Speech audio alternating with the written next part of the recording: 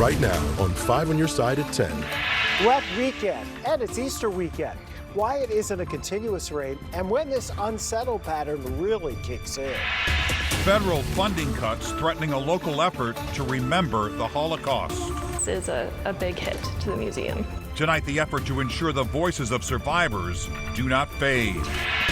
Our top story, gunshots in the park. Because I've never seen anything like this. The violent scene playing out among a crowd of park goers. And tonight, Ferguson police are searching for the gunman. Good evening, I'm Mike Bush. Kelly Jackson has the night off. The victim was shot in the arm in January Wabash Park and ended up at a nearby church. 5 on Your Side's Brent Solomon reports the violence broke out nearly an hour after students at Ferguson Middle School were dismissed for the day.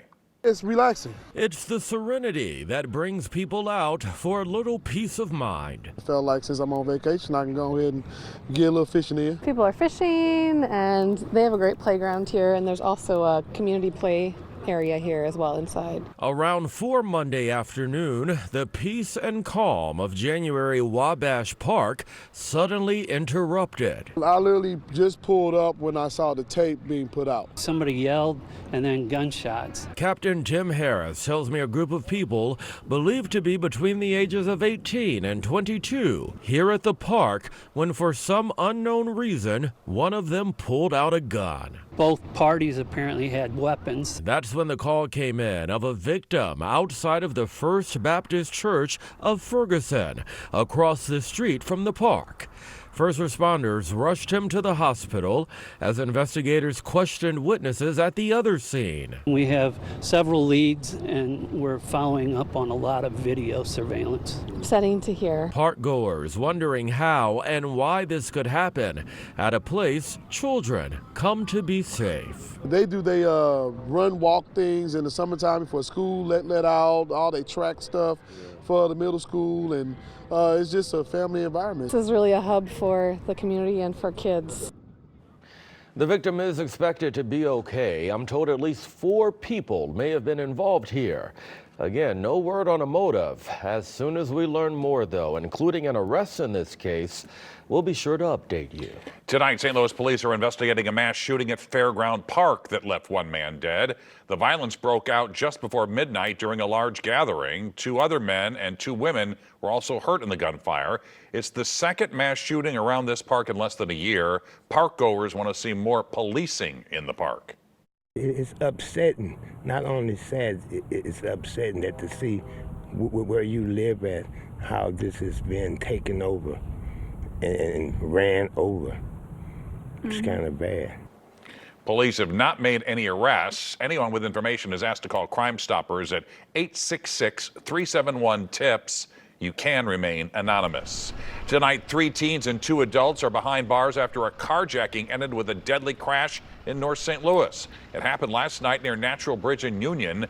Police say a reserved officer spotted the stolen car and turned on his lights. Seconds later, the car ran a red light and hit another car driven by a woman. She died. Investigators say they found 3 guns with suspects. One of them was fake. The city of St. Louis is now suing the state of Missouri over state control of the St. Louis Police Department. The lawsuit filed just hours ago claims the takeover law is unconstitutional. 5 on Your Side's Laura Barczewski is live from the police department to break it down. Laura. Mike, this lawsuit brought by the city's attorney as well as Board of President Alderman Megan Green says that this is coming on the night of a new chapter for our city. This is the night before a new mayor is inaugurated. We have a new session starting for the Board of Aldermen and also the start of city talks for the budget, which at this point would be affected by this state takeover law.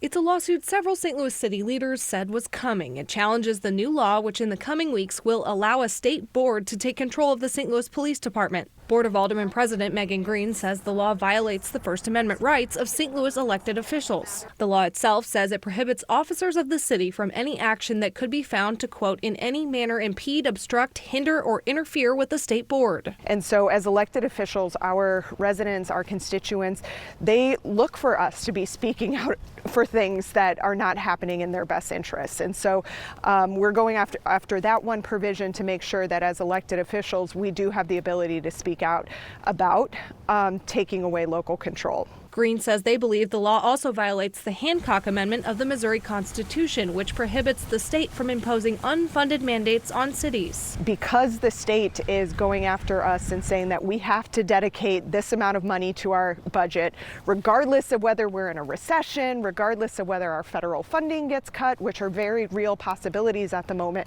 it could potentially put the city in a very precarious financial position. She says right now the city dedicates about 23% of the budget to policing. The new law requires 25%. Do you think at this point that this 25% number is going to be sustainable or possible for the city of St. Louis?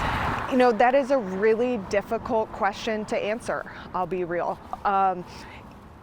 We know that if some of the federal cuts go through, the city could be looking at losing $162 million. We also know that there's been repeated attempts to take away the earnings tax. The mayor's office, St. Louis Police Department, and the governor's office all said they cannot comment on pending litigation. However, the governor's office did say they will be appointing that transition director to start that process very soon. As far as the lawsuit goes, Green says it will likely move quickly as they have to finalize the city budget by July 1st. Reporting live downtown, Laura Barcheski, 5 on your side. Mayor-elect Kara Spencer has picked her public safety director. Sean Dace served the St. Louis Metropolitan Police Department for 35 years. He retired back in February with the rank of major. He was previously a deputy commander in the homicide division. The public safety director oversees all of the city's emergency services and the jail. In less than 14 hours from now, Spencer will be sworn in as the 48th mayor of St. Louis. The inauguration will begin at noon in the City Hall Rotunda. Donna Behringer will also be sworn in as the first new city comptroller in 30 years. 5 on your side will stream tomorrow's ceremony live on KSDK.com and on your YouTube. You can also watch for free on your TV with the 5 Plus streaming app. It's available for download on your Roku, Apple, or Fire TV. A cool and comfortable night across St. Louis. Weather Impact Chief Meteorologist Scott Connell says tomorrow will be even cooler than today, right, Scott? Yeah, about 10 degrees cooler tomorrow than what we saw today. Front came through today. You really didn't notice a whole lot of change with that other than the clouds increased and it started getting cooler this afternoon. Yesterday in the 80s, we still made it into the 70s, but this evening, the temperatures have been dropping back into the 50s, especially north and west of St. Louis, where the skies have trended towards clearing out. In the 40s now, Des Moines over to Lincoln. That front moving into Nashville right now. It's had some showers and thunderstorms with it.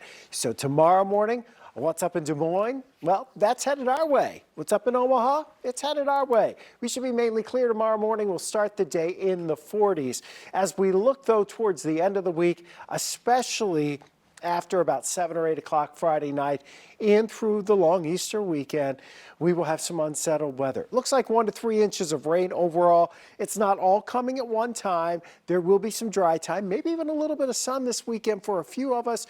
We'll break down more of that, but you definitely will need some flexibility in that scheduling this weekend and some rain gear. More in a few minutes, Mike. All right, Scott, thanks. Tonight, the Environmental Protection Agency is expediting the cleanup of radioactive waste in the Westlake landfill and Coldwater Creek. The announcement comes 1 month after EPA Administrator Lee Zeldin visited the contaminated site. Zeldin says he's cutting nearly 2 years off the original timeline with a starting date of 2027. Tonight, a race against time at the St. Louis Kaplan-Feldman Holocaust Museum, now threatened by an abrupt halt in federal funding. New at 10, Annie Kroll tells us about the emergency campaign underway to keep the stories of Holocaust survivors alive. Annie? Mike, last week the Holocaust Museum learned their federal grant from the Institute of Museum and Library Services had been cut. Since 2022, 2 staff members have been using that funding to digitally immortalize the testimonies of local Holocaust survivors.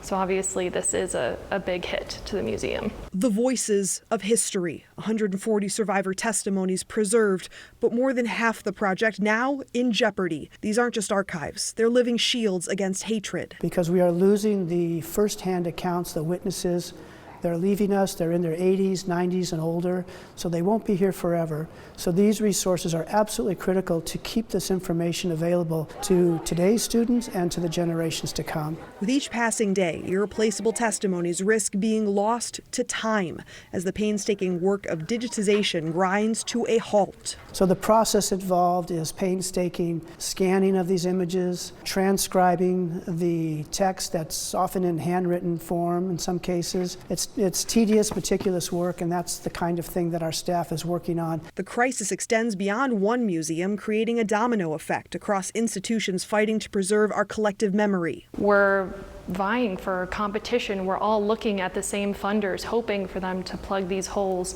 And it's difficult. We don't want to be in competition with each other. We want to support each other. Now an emergency campaign is in place to raise $130,000 to keep the project going and protect the stories of survivors who rebuilt their lives in St. Louis. The timing and irony during Passover, a holiday centered on remembrance itself. Passover is about remembering the past. It's about telling the story through the Seder of the flight from Egypt. Here are people that needed to escape a horrible situation and come to St. Louis. A lot of those families, descendants, and some of the survivors themselves are sitting down to a Passover Seder to remember their own past. So this is a painful reminder of how the ability to tell these stories can get stripped away.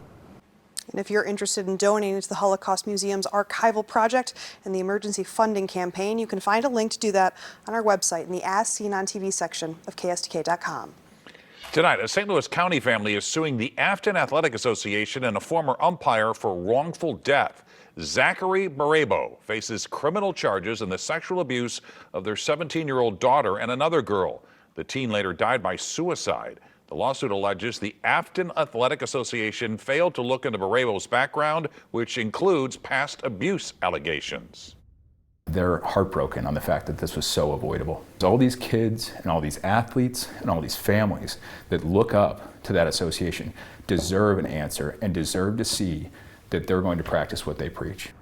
We've reached out to the Afton Athletic Association for comment. We have yet to hear back. As part of his plea deal, Barabo was sentenced to 5 years probation. He'll be back in court next month for violating that probation.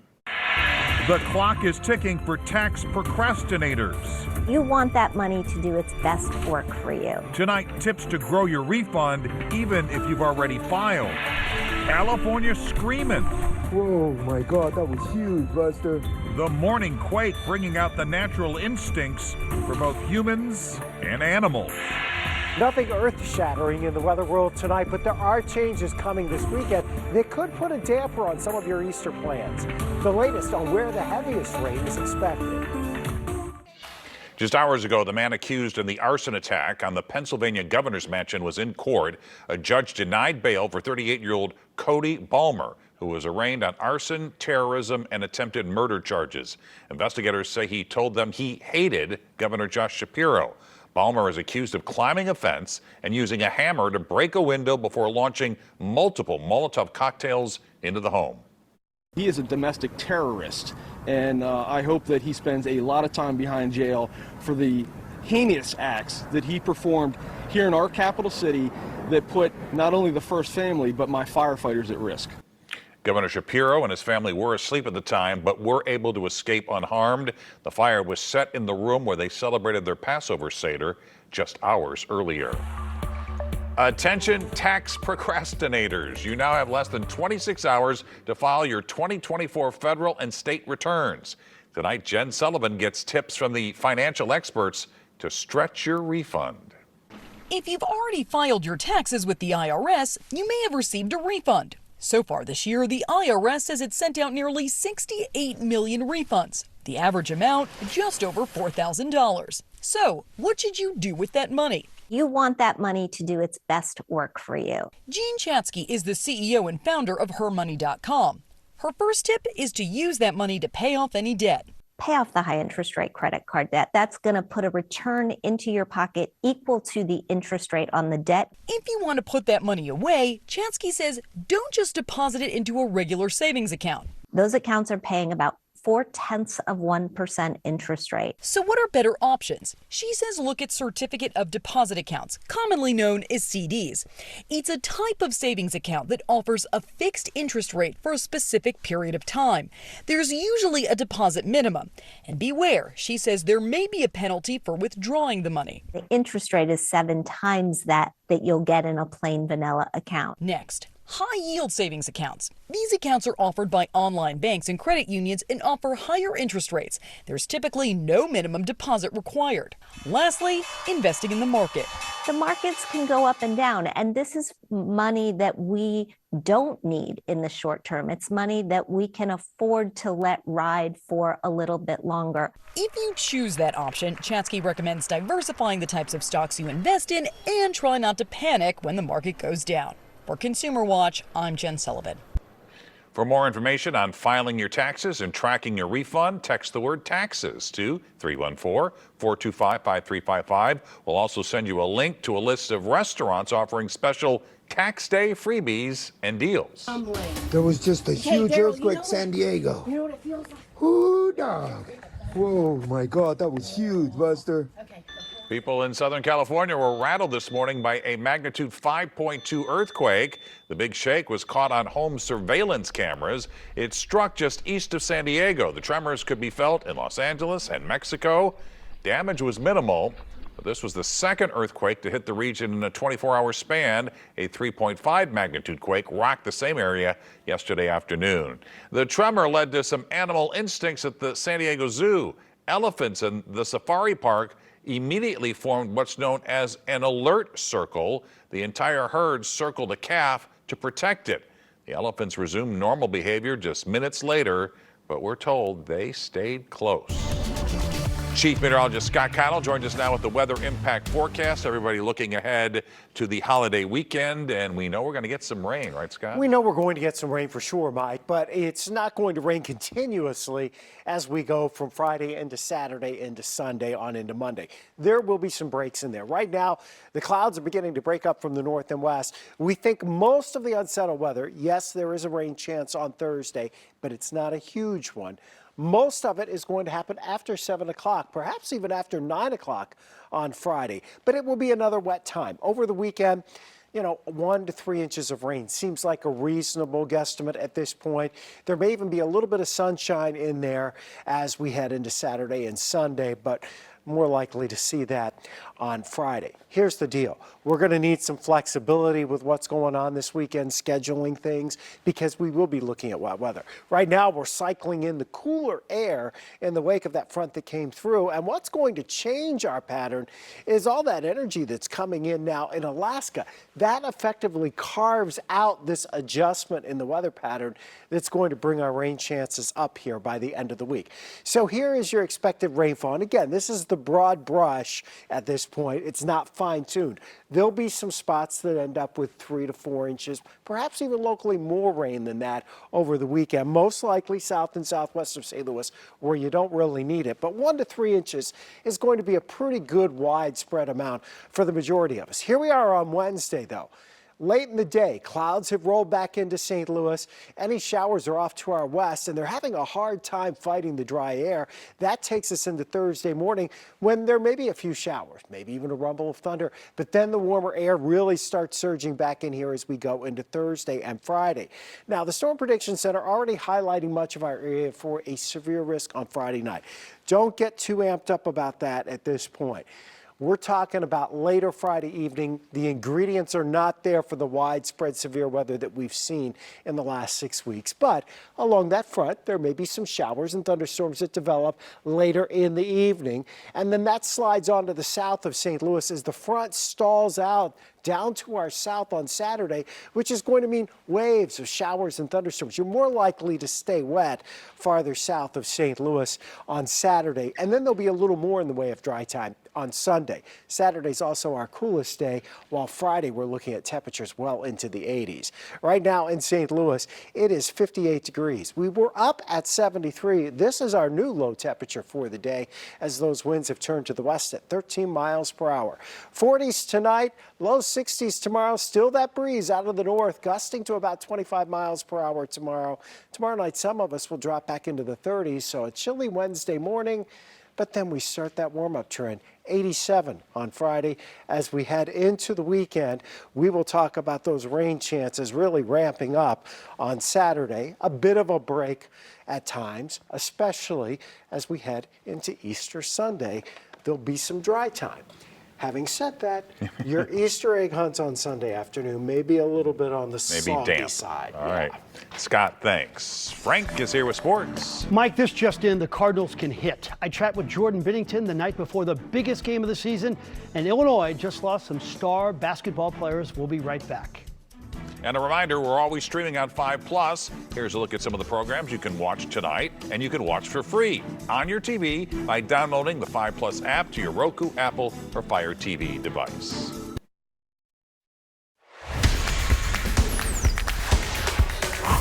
Do you feel like a genius? No, it's not me, it's them. I'll give all the credit to them. That was the new hitting coach, Brant Brown. Hey, same team as last year when they were in the bottom third of every offensive category. And this year, they are a top 5 offense in Major League Baseball. And if you don't believe me, ask the Astros. Every Cardinal catcher is hitting like Ted Simmons. Pedro Pajes with a double. That scores 2. Brendan Donovan has the most hits in Major League Baseball, 4 for 4 tonight, hitting .391. That's a triple, and it's 6-0 Cardinals. Sonny Gray threw 7 shutout innings and allowed just 3 hits. And how about Nolan Arenado? He had 2 doubles and this home run. The Cardinals win again, the final 8-3. The good thing about us, you know, when you play on a team that's young with guys like this, it's very easy to kind of just forget to move on, and we're just doing a really good job at that. You know, we're just every day moving on, good or bad, just move on, keep moving on the next day, and we're having fun doing that. At the Four Nations break, the Blues were 8 points out of the final playoff spot. Didn't you think then there was no chance? Well, tomorrow night, in the last game of the season, all the Blues have to do is beat Utah in regulation, and they are in the playoffs. And here's the thing. The Blues have Jordan Binnington, and Utah doesn't. This is a guy who won a Game 7 and the Stanley Cup. This is a guy who was absolutely spectacular in the championship game of the Four Nations face-off. Do you remember this save right here? This is a guy who's been on fire since that international competition. He's won 7 of 9. The bigger the stage, the better Jordan Binnington always is. Why have you always embraced big stages and seem to be at your best at the most important times? I don't know. Maybe it's just something takes over.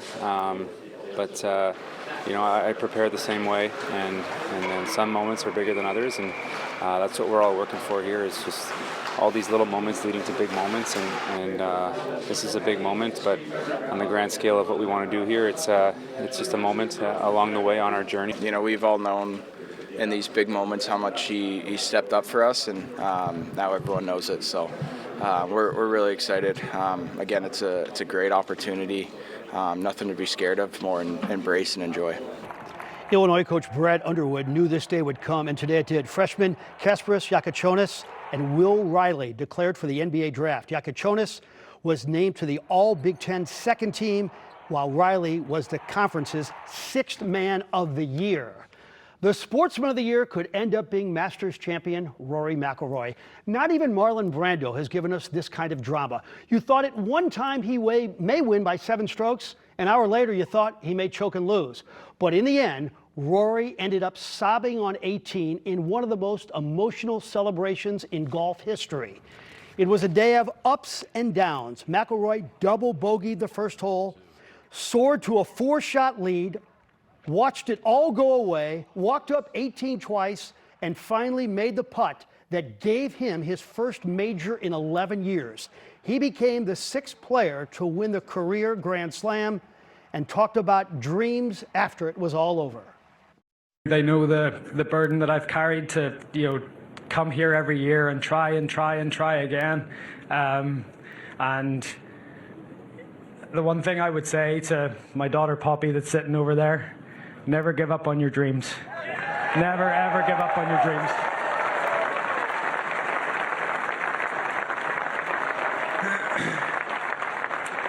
keep coming back, keep working hard, and if you put your mind to it, you can do anything. I love you. What a story. And that Grand Slam club, Sarazen, Hogan, Player, Nicholas, and Tiger, and now Rory. Arnold Palmer is not in that club. Right. That's how exclusive that club is. It is an exclusive club. And now that burden is off his back. Who knows what he'll be able to do. You're right. He's already won 3 times. Right. Well, it's not unusual to find a turkey in a grocery store, but they're not usually alive. The foul customer caught on camera. As Frank mentioned, postseason hockey is on the line tomorrow night at Enterprise Center, and we've learned the tickets are still available through Ticketmaster for the Blues' final game of the regular season against Utah. That puck drops at 7 o'clock. You can also buy tickets for the first 3 rounds of the playoffs. For more information, you just text the word BLUES to 314-425-5355. Caught on camera, a poultry perpetrator causing chaos inside a northern Indiana grocery store. Somehow, a wild turkey got in and created a big mess. A police officer was finally able to wrangle the bird and released it on its own recognizance out back, citing no harm, no foul. There you have it, 5 on your side at 10. We're always streaming on 5+. Don't forget to start your day with Today in St. Louis beginning at 4 a.m. And have a great and safe tomorrow.